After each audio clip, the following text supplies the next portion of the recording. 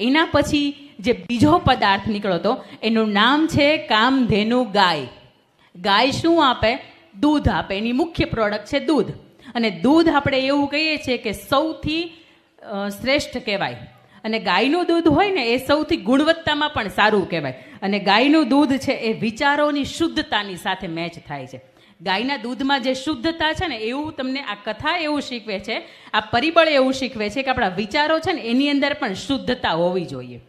કેટલા લોકો એવા છે કે જેના ઘરની અંદર પાણી આવે છે અથવા તો ગોળામાં તમે પાણી ભરો છો તો એ કોઈને કોઈ રીતે ગળાઈને આવે છે. કેટલા લોકોના ઘર એવા છે કે ક્યાંક ને ક્યાંક તમે પાણી ઉકાળો છો, ફિલ્ટર કરો છો, ગાળો છો, અથવા તો કેન કેન વોટર હવે તો આવી ગયું છે આપણું, એનાથી અદ્યતન ટેકનોલોજીનું ફિલ્ટર. કેટલા લોકોને ત્યાં પાણી ગળાય છે? Rise your hand. ગળાતું જ હોય આમાં, પણ ઘણા નક્કી કરીને આવે બહારથી આપણે હાથ બૂચો નથી જ કરવો તો પછી ન ગળાયો.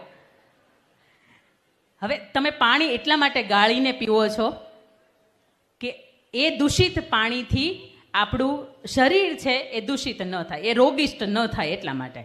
પણ કોઈ પણ વિચાર જ્યારે મગજની અંદર આવે ત્યારે આપણે એવું વિચારીએ છીએ કે ખરાબ વિચાર મગજની અંદર આવશે તો આપણું મન પણ ખરાબ થશે.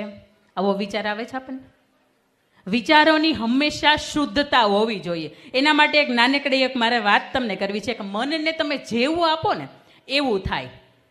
ફોર્ચ્યુન 500 એક મેગેઝિન છે કે એની અંદર અનલિમિટેડ પાવર નામનું એક પુસ્તક છે.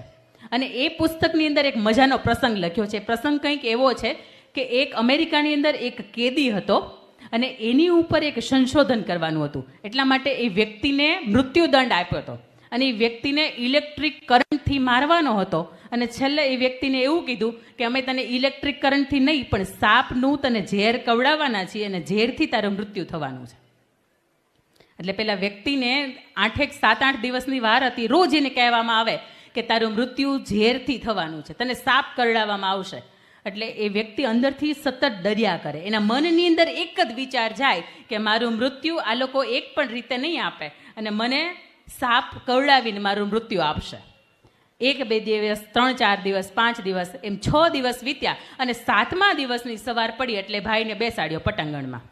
સામેથી એ જે ટોપલી હતી એની અંદરથી એ મહાભયાનક સાપ હતો એને ખોલ્યો અને એને કહ્યું કે જો તું જોઈ લે સાપ, પણ તને પીડા ન થાય અને તને તકલીફ ન થાય એટલા માટે અમે તારી આંખ ઉપર પટ્ટી બાંધી દઈએ છીએ, પણ એ સાપ છે એ તને કરડશે અને તું ચિંતા ન કર, એક ક્ષણે તું મરી જઈશ.